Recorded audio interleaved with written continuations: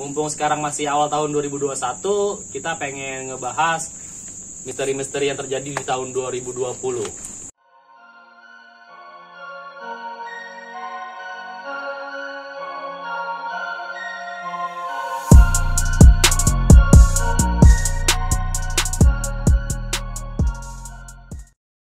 Ya, bibir dikulum dikunyah-kunyah. Assalamualaikum semuanya. Kembali lagi di Mystic Journey. Masih bersama gue Sultan Igoy dan partner gue Aris. Berhubung di awal tahun 2021, kami mengucapkan selamat tahun baru 2021. Semoga kedepannya lebih baik lagi. Amin. Sekarang kita ada di segmen ngemis, ngebahas misteri. Kita pengen ngebahas misteri-misteri yang terjadi di tahun 2020. Yang sempat viral ya. Terus di tahun viral. 2020. Karena banyak kejadian-kejadian, kita simpulin aja yang kejadian yang menurut kita serem nih ya. Jadi ada dua cerita yang menurut kita viral ya waktu itu di tahun 2020. Sempat viral di tahun 2020 ya, silakan. Langsung aja masuk ke ceritanya ya. Ini ceritanya itu tentang pengalaman horor ojek online. Jadi awal mula ini driver ojek online ini mendapat orderan dari Bandung menuju Subang pada malam hari, tepatnya pada hari Jumat tanggal 8 Juni 2020. Karena tidak curiga atau tidak mengalami hal aneh, Bapak Herman itu langsung menuju Bandung, tepatnya di Plaza Bandung. Sampai di Plaza Bandung, Bapak Herman langsung menemui yang mengorder aplikasi tersebut yang bernama Cindy. Cindy memakai baju putih-putih. Keadaan di situ hujan. Nembus dong. Iya, bisa jadi tembus pandang. Dari Plaza Bandung menuju Subang, Cindy meminta Bapak Herman untuk mengganti posisi.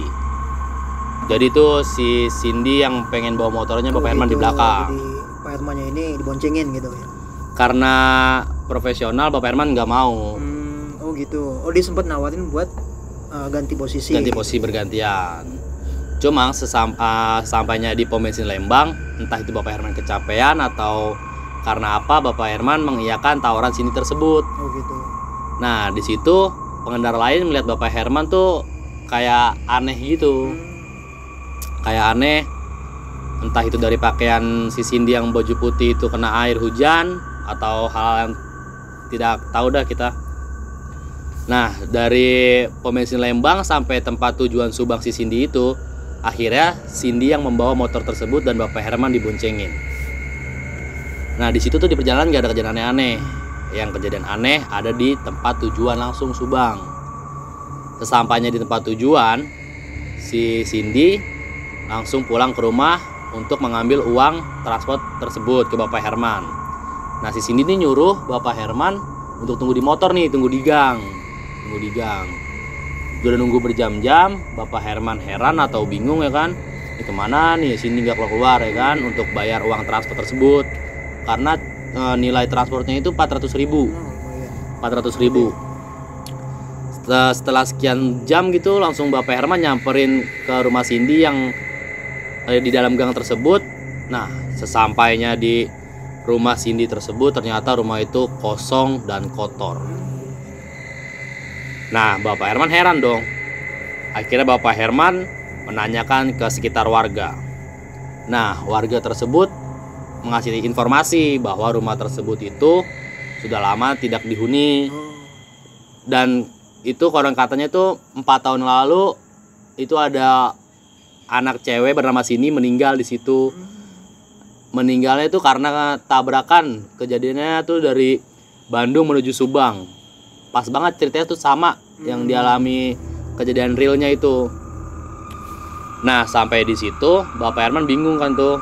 Akhirnya dia nanya-nanya, nih tadi ada yang mesen nih, ya kan ada yang mesen ke rumah ini bernama Cindy. Akhirnya warga ngasih tahu bahwa kalau di situ tuh rumah sudah lama kosong dan 4 tahun lalu tuh meninggal yang bernama Cindy itu.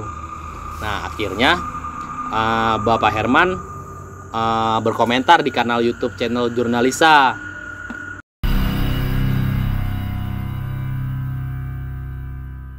Bahwa dia mengalami kejadian-kejadian aneh tuh dengan Cindy itu.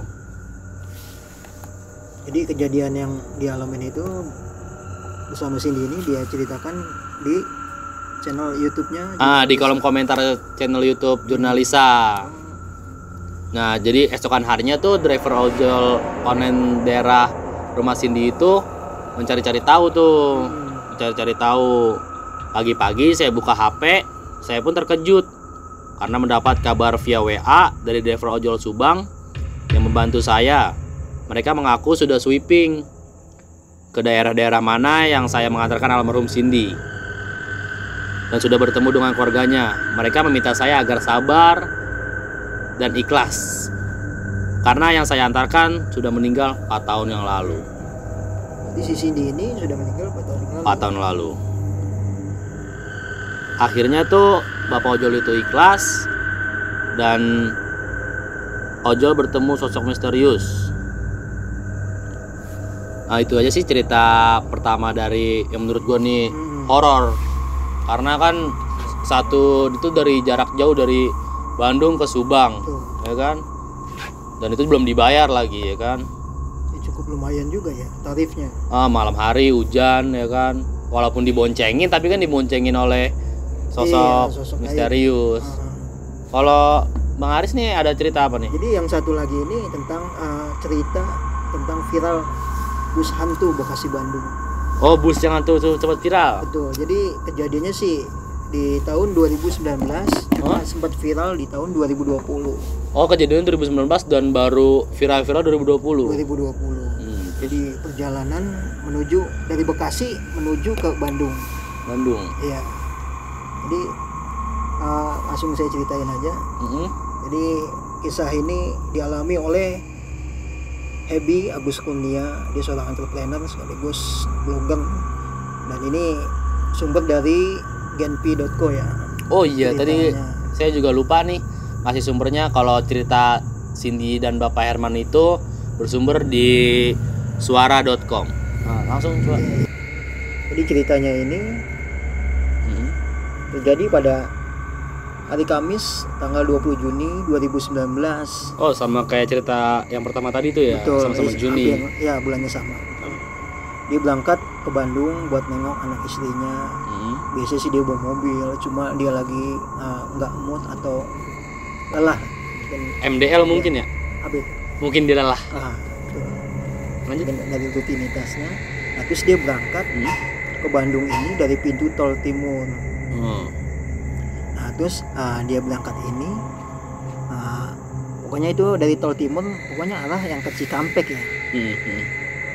Nah, dia nggak berangkat dari terminal, terus dia bilang karena ya ngetemnya lama gitu kan. Jadi nunggu bis eksekutif pun hampir sejam, dia bilang nggak datang. Ya udah, dan akhirnya dia putusin buat naik bis ekonomi pada saat itu kan. Singkat cerita, naiklah dia naik bis itu, dia rapin segala macem, tas bawaannya dia, dan akhirnya dia berangkat. Awalnya sih pas dia berangkat itu semua normal aja ya, kondektur dia bilang Bandung teriak-teriak begitu kan. Itu kondekturnya. Posisinya kapan tuh? Malam apa siang? Itu sore. Oh, sore. Sekitar jam-jam 5 sih kalau dilihat ceritanya kan. Masih agak sore, jadi bisa lihat semuanya normal gitu. Cuman dia nggak fokus ke orang-orang, soalnya dia punya pikiran sendiri sih, jadi nggak fokus ke orang-orang yang di dalam bis itu sih, penumpang-penumpang yang lain.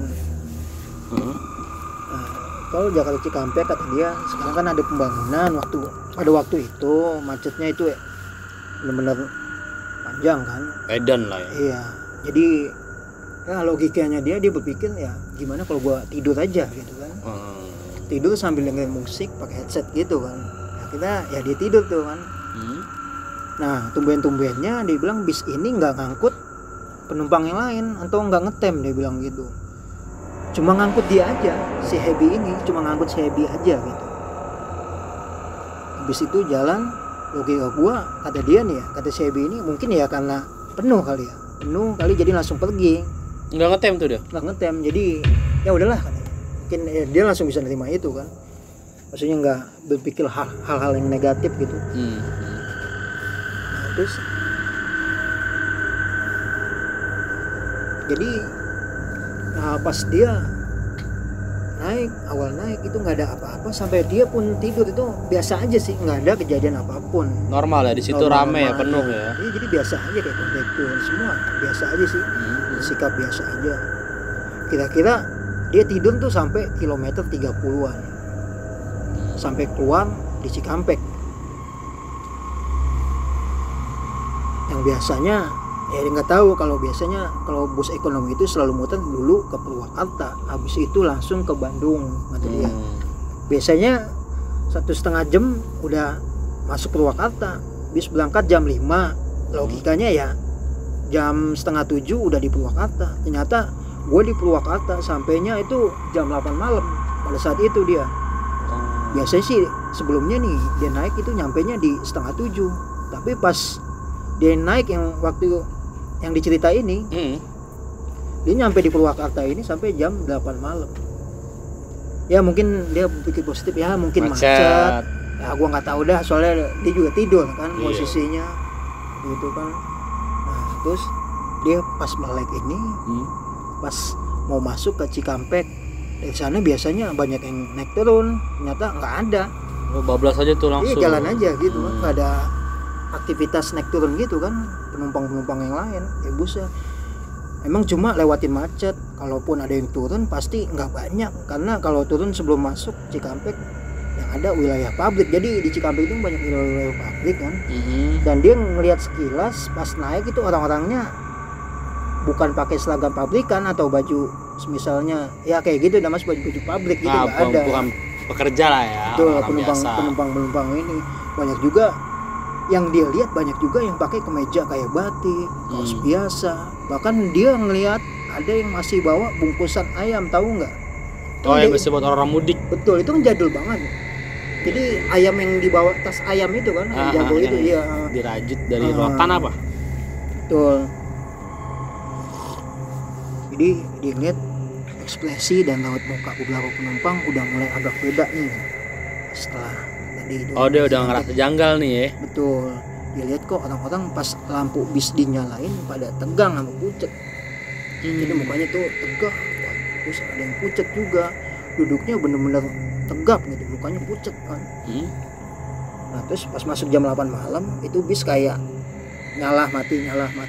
Lampunya bis, tuh? Iya, lampu bisnya ini kadang nyala mati. Ya logikanya dia ya mungkin dinyalain dimatiin gitu takut ada copet atau gimana gitu. Jadi pikiran positif dia ya begitu kan. Masih positif. Nah dia lama-lama kok gue lihat malah makin aneh nih kata si Hebi ini kan. Nah ini gue lihat orang pada diem dan pas masuk di kilometer 90-an gue ngerasa kayak bau anyir gitu kan. Dia bilang kayak semacam bau amis gitu. Bau darah lah. Betul, tapi nggak amis doang. Gue nggak tahu ngasih taunya gimana lah, intinya itulah pokoknya macem-macem. Jadi berbagai aroma tuh ada di situ. Pada saat itu kan dia mulai ngerasa mual, nggak beres kayak gini. Dia pikir-pikir ngerasa gimana ya, mulai ngerasa aneh gitu kan. Janggal lah ya. Janggal. Nah terus dia berpikir berkali-kali untuk negur sampingnya. Jadi ada penumpang lain kan di sebelah dia benar-benar ngebelanin diri buat ngomong, karena kalau dia diem aja itu masalah banget. Disangka gue halusinasi apa gimana gitu. Kita dia tanyain kan. Dia mencoba buka obrolan. Iya, kita dia tanyain kan sama penumpang yang bersebelahnya gitu kan. Dia, ini udah sampai kilometer berapa? Terus pas tanya gitu, penumpangnya diem aja. Nah dia makin bingung lagi kan. Waduh gawat, gue bilang, kata dia gitu kan. Dia didiemin, dikacangin. Lihat yang lain ini kebetulan lampu masih hidup. Kenapa pada tegang gitu mukanya semua, kok pucet semua, ampun gue bilang. Jadi dia ngeliat itu lagi kan, pas lampunya nyala ini mukanya pada tegang, semua pucet kan. Gue coba cubit dulu nih tangan dia gitu kan, gue halu atau enggak gitu, dicubit. Pas dia cubit kok sakit kan. Nanti beneran, wadaw kata dia gimana kan, tapi gue nggak halu ini. Nah terus dia bilang, lu bisa bayangin nggak lu posisi begitu sendirian? dan ngajak ngomong orang tuh dikacangin di bis, masih rame sampai belakang, beneran rame. Jadi posisi rame, cuman kita nanya itu didiemin gitu kan. Nah terus oke dah kata dia. Nah terus dia bikin story di IG tuh dengan niat kalau dia kenapa-napa seenggaknya tahu dia tuh lagi di bis gitu. Nanti kalau keluarganya lacak atau semacamnya enak seenggaknya tahu dia lagi di bis gitu.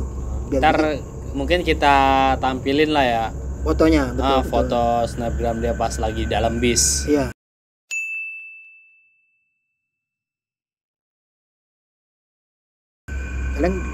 Kadang heran kata si Ebi ini masih ada aja mikir cuma pengen viral bikin heboh kata dia gitu. Jadi orang-orang tuh anggapnya wah ini cuman buat viral, pengen viral gitu kan pas dia foto di IG ini gitu kan. Pas awalnya dia foto itu pas dia upload di IG kan.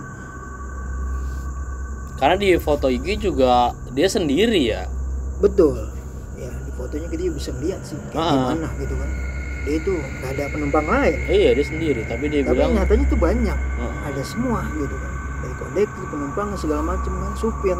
Iya, dia juga ngomong di Instagram dia tuh kalau emang aslinya itu rame, betul. Tapi di fotonya itu dia sendirian. Nah itu dia. Nah di sini dia mulai merasa aneh lagi. Di kilometer berapa dia lupa. Dia udah deg-degan setengah mati, ini bakal gimana? Gue mau dibawa kemana? Kata dia gitu. Terus? Tahu nggak pas apa yang gua pikirin pas lagi kejadian begitu? Si Hebi bilang apa tuh? Gue ajak lu flashback sekaligus pengakuan diri gua. Nah jadi si Hebi ini langsung singkat cerita aja ya. Jadi si Hebi ini dia tuh skeptis, dia nggak percaya gitu sama hal-hal yang berbau mistis gitu dari ya pokoknya yang tentang cerita kita angkat lah. Nah ternyata pas dia diuji seperti ini langsung dia ngerasain sendiri ini semuanya, ya ini benar-benar real. Dia alami. Ternyata pas dia ngalamin sendiri ya ini benar-benar real. Terus dia minta maaf buat siapapun yang pernah cerita horor atau semacamnya ke dia gitu, maaf gitu kan kalau dia nggak percaya gitu kan. Nah ini singkat cerita lanjut lagi nih ke bis nih kan. Di bis dia coba biar apa sih relax gitu, nggak tegang kan, setenang mungkin dia bikin. Karena dia masih ngerasa jadi ini gue halu apa gimana, dia masih antara percaya nggak percaya. Betul ya. Dia halu atau enggak gitu kan. Tapi ternyata enggak, sampai gue udah negor orang juga tetap aja gue bingung kata dia. Yang tadi itu yang dijawab tadi kan. Ya kan. Betul. Sempat lintas di kepala gue kayaknya gue bakal diajak muter-muter ini. Udah mau 5 jam nggak sampai-sampai. Atau kayaknya gue bakal diajak pergi dan diturunin di posisi tertentu. Yang gue hadirin di hati gue, pikiran gue adalah ya gue istighfar, gue ngaku salah sama dosa-dosa gue ke keluarga, ke istri dan siapapun. Gue bener-bener kalaupun itu hari terakhir gue misalnya, hati gue plong gitu, nggak bawa apa-apa gitu pas saat itu saya bilang mikirnya kan. Akhirnya gue coba gue chat istri. Istri hanya bilang, istrinya Hebi ini bilang hanya banyak baca doa aja. Nah akhirnya dia sampai tuh di terminal kan, terminal Bandung iya. Nah terus dia bilang karena gue nggak ditagih-tagih duit, gue niat mau bayar. Pas gue bilang pak kiri pak, dia pas perjalanan ini nggak ditagih-tagih duit. Kan biasanya kan kita ditagih ini ongkos bisa gitu kan. Biasanya. Nah akhirnya pas dia bilang pak kiri pak, supir ngasih sen kiri, yang turun siapa? Gue doang. Akhirnya si Hebi doang yang turun, nggak ada doang. Iya padahal itu terminal ya, malah nggak ada yang turun. Oh mungkin pada mau turun di dalam kali kata dia gitu kan. Bisa jadi. Nah terus ya gue kasih duit nih, kasih uang kan ke supir, pak punten saya tadi belum bayar. Nah kondekturnya bilang dengan biasa aja gitu, mangga turun aja nggak apa-apa. Jadi digratisin gitu kalau lihat dari ceritanya sih. Jadi pas gua turun kaki itu gemeter, turun kaki gemeter, percaya nggak percaya. Terus gua pusing, ini beneran apa enggak? Gua cek lagi dompet beneran masih utuh, duit KTP segala macam masih pada utuh. Cuma pas gua turun yang gua rasain apa tuh? Adalah rasa gatel yang parah banget di tangan kiri, tangan kanan, sama di daerah pinggang, ditambah lagi leher. Jadi pada gatel dia rasain. gue diobatin sampai hari ini kagak hilang-hilang, dia bilang gitu. Dan setiap malam belakang ini tangan gue berat banget kayak lagi ngangkat dumbbell kata dia, mirip barbel gitu, Oh, tapi barbel. pendek. Pas turun gue udah lupa bus itu gimana, nggak tau lah kata dia. Gue juga nggak mikirin, yang penting gue selamat kata dia gitu. Oh, Jadi akhirnya dia selamat sampai di rumah tujuan. istri itu Betul. yang dialami cuma gatal-gatal. Nah itu dia. Setelah nah, di situ efek-efeknya gatel, terus sama ya kalau pusing juga, terus badan berat mirip angkat barbel. Ya kurang lebih itu cerita viral yang kedua. Ceritanya seperti itu. Ya Yang sempat cukup viral ya. 2 cerita aja kali ya untuk di Betul. tahun 2020, atau mungkin ada cerita-cerita yang mau kita angkat lagi di tahun 2020 nih. Mungkin karena sekarang nih awal tahun, jadi kita nge-flashback lah ya di Betul. tahun-tahun 2020 ada kejadian apa-apa. Ya untuk para mistikus jangan lupa di follow Instagram kita di Mystic Journey, dan jangan lupa di like kalau kalian suka video ini. Ya, jangan lupa untuk kirimkan kritik dan saran untuk Mystic Journey di kolom komentar kita, atau bisa DM di Instagram kita Mystic Journey. Ya, cukup sekian dari kita. Daun salam ketiban batu. Wassalamualaikum warahmatullahi wabarakatuh. Bye bye.